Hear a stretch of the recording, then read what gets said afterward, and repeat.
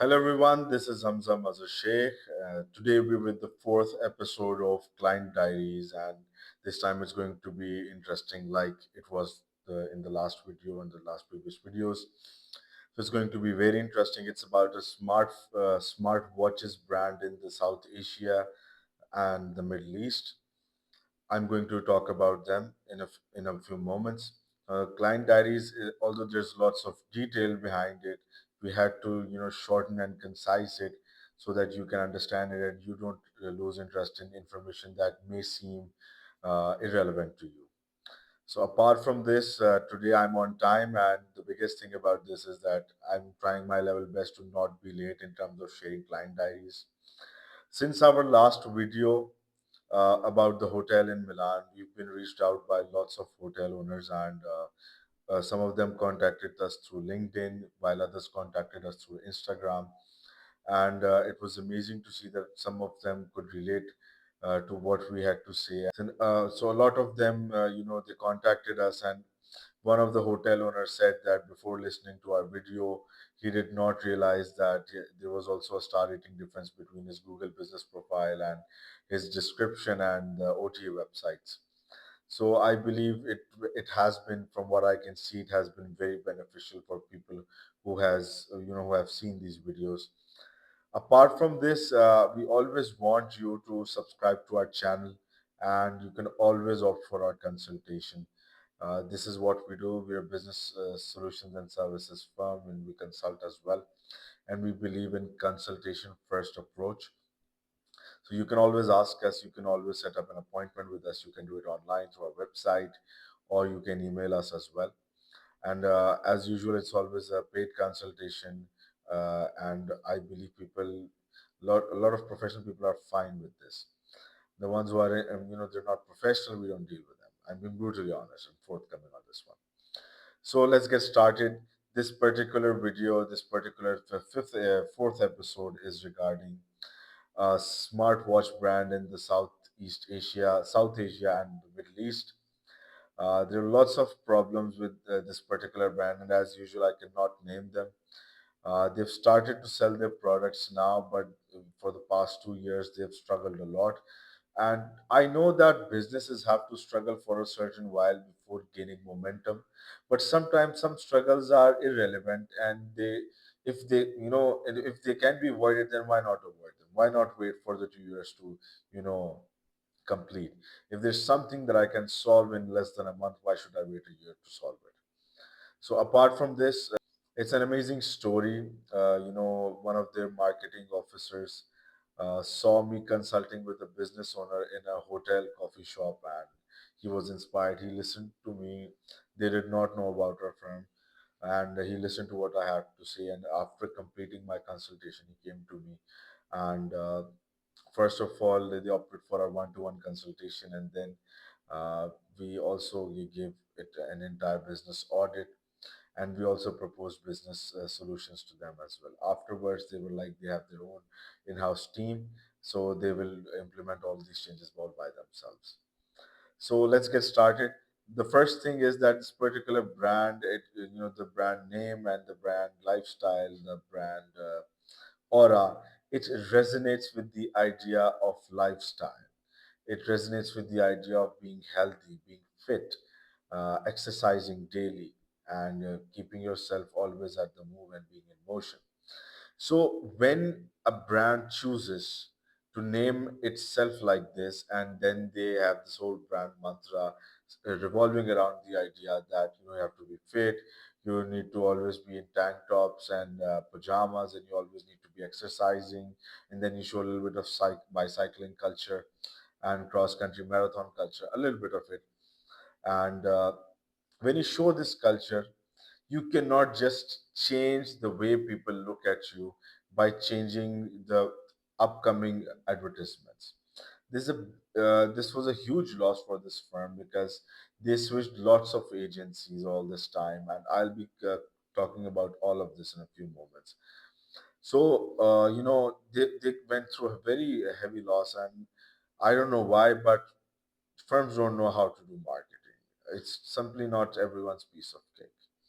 So let's get started. The first thing, as I mentioned, the brand name and the brand positioning, they resonate this particular idea of being fit, exercise lifestyle, and all the likes of this. Second thing was the business strategy. It was not from the very first day, not crafted correctly. Most of the marketing agencies and the business solutions firms in South Asia, the subcontinent, they're based on a marketing expert who knows how to run an ad, uh, the business, the agency owner, and a content writer. So no one talks about business strategy, no one talks about branding strategy, no one talks about marketing strategy, and there's no brand manager at all. So there are four people, at least three people that should be included in this particular loop, but they're not there because the agencies, they can simply not afford all these kinds of people at once. So apart from this, when these people are not there, so one can never simply tell whether they're doing the right thing or wrong. The one who has to run the ads, he's just a Meta or Google Ads expert. That's it. They're not marketing experts, they're not branding experts. So when there's no business strategy crafted, so there's no branding strategy crafted. If it is crafted without the business strategy, without analyzing the value chain, the value proposition, the point of parity, the unique selling point, the pricing strategy, and the biggest of all, target market identification and segmentation. So, this particular brand, it was going through a lot, and the worst part is absolutely no one helped them out because honestly, everyone was like, "We'd like to marketing for you. You can outsource this to us," but this is just not how simply things go. So the business strategy wasn't there. They wanted to target the ultra high net worth individuals, but the pricing was not resonating. According to the ultra high net worth individuals. If I have to talk about the smartwatch market, biggest idea is that they're premium category smartwatches. So we have Apple selling smartwatches, we have Samsung, we have Google selling smartwatches. So their price tags are around about starting from around $350 or $300 and all the way up to $800. And apart from this, this is the segment that normal, high net worth individuals, and a segment below that, and very rich net worth individuals, they opt for these kinds of products for themselves or for their children. But the biggest idea is that even the bigger brands, even the more premier brands, such as Rolex, such as Tag Heuer, and Swiss watches, all of them also have started offering smartwatches to their customers. So there's this Rolex category, then there's this Apple and Samsung category. And now this brand was functioning a lot below this. So their particular price range of smartwatches started from around uh, $30 and all the way up to $100, which is a very low, category when it comparing them with Apple and Rolexes. So apart from this, this is the pricing strategy. Now this there was no talk about pricing in their whole business model, which we audited and when we researched about it. So they wanted to target the ultra high net worth individuals, but at the same time, their pricing was not resonating the ultra high net worth individuals. So it takes time to build your place in the market. It takes time to grab market share. There are things that every business should go through if they're willing to, if they're asking for more, and this was the case as well. But they wanted rapid sales. They wanted rapid turnovers. This is something that does not happen in the ultra high net worth individual selling businesses categories. So after this, there was no pricing, and then one of the agencies that they were working with, advertising agencies, they suggested them that they should probably add more features, they should probably add more products, and this is things where things actually went wrong. Basically, they started offering too many similar products, which was one of the big reasons why the customer could not distinguish the difference between one product and the other. So let's say if we talk about Apple Watch, so there's this Watch SE, then the Series 7, and they actually make it a point to compare their products. You can always go to Amazon, you can always go to marketplace or branded websites, and they always compare similar models. There's always a chart in the product page which compares similar models. So in this particular business, they started with a smaller portfolio, but then they started offering a bigger portfolio. which was based on too many similar products, which resulted in bad brand positioning and image, because you can just simply not offer too many similar products. So I have to wait for my one product line to get saturated before I launch another one. So if I'm launching too many smartwatches with series, then I need to distinguish between them, by comparing and contrasting, and by usage, and by showing in DVCs and advertisements. Okay, so this one is for people who want to, this is for party wear, this is for being fit and going to gym and for swimming, and this one is for businessmen, stuff like that. So this is something that they did not do, because the advertising agency only knew how to run ads. They did not know what branding and marketing strategy, how it really works.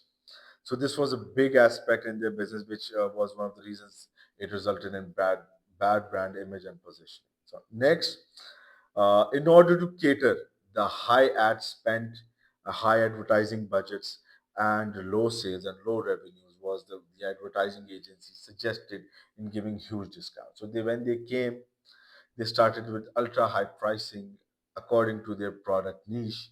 So they started with $60 to $150, uh, per product, and then they would give rapid discounts and upsell, because they want to use the upsell strategy, and then they give 50, 60, 70% off, which reduced the product pricing range from $30 to $60, which was one of the big reasons this cannot put, for instance, in the ultra high net worth category, because there are no big discounts over there.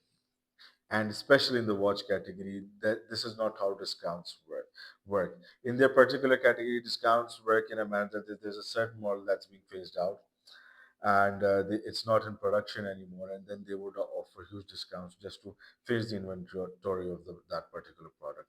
They would never give 60, 70, or 50% off across the whole product mix. So this was one of the biggest mistakes that they made as well.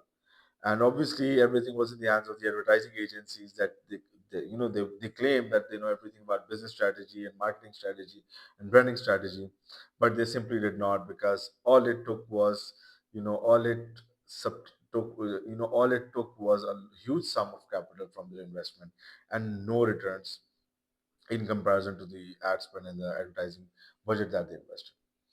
Coming on, this was a huge blunder in the business strategy, because they had not typically identified their target market. And if they had done that, then they had not, identified and researched about the consumer behavior of that particular segment. So they're trying to sell to people who are from expensive households, and their pricing is not resonating that.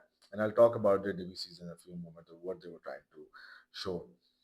So this was a big issue, and you see, they had not identified their target segment, and which was one of the reasons that all sorts of people, the ones who could afford it, they were the ones who give trial to this particular product. Smartwatch is something that you don't buy every day.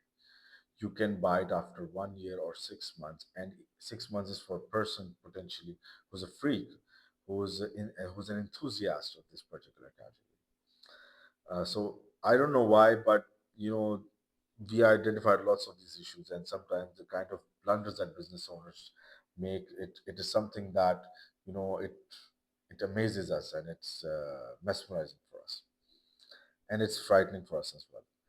So moving on, the biggest thing that afterwards were the DVCs, the digital video commercials. So the idea was that they start showing numerous. They wanted to give the impact of rich people, the ultra high net worth individuals. So they started to show Rolls Royce car in their advertisements, and they started to show a person who's driving that Rolls Royce car. He's just come off from it, he's getting out of his car, and he's driving it. So, and then they're showing little glimpses of the watch. Now, this is where things went wrong, because the watch he was wearing, it was of a rubber strap, and this is a very critical detail that even I had to ask my team to identify, and they weren't able to do so. And this was something that I identified myself, which was that normally an ultra high net worth individual, if he's working or if he's on the go, and he's not exercising or anything, they normally wear a steel chain strapped watch or a leather strap watch. They do not wear a rubber strap watch like kids. Although there's nothing bad with it, but the overall brand positioning resonates the idea that this is something that is to be worn by young adults or kids. This is something that businessmen would never do unless they're exercising or going for a triathlon or swimming or something like that. So this was something big, and they were not identifying it. Then that the businessman, the model who was was performing the role of the businessman, his shirt was tucked in, and he had his cuffs up, and this hairstyle wasn't right. Something that a Rolls Royce owner would not look like. He was something a Rolls Royce owner would never look like. This was bad, and I don't know why, and I don't know who has been suggesting this to them, but this was something that wasn't done correctly. The makeup and the art wasn't done correctly. So I don't know, what if there was an advertising agency behind it, what they were trying to achieve, and if this is if this is the kind of thing they can do, and I'm sorry, I'm at loss of words.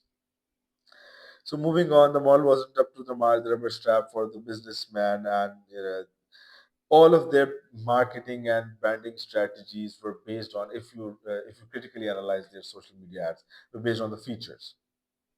So businessmen don't buy things normally based on features. They buy it because it makes them feel good. It makes them, if you're buying a Rolex, it's not about the features of the Rolex. It's about its Rolex.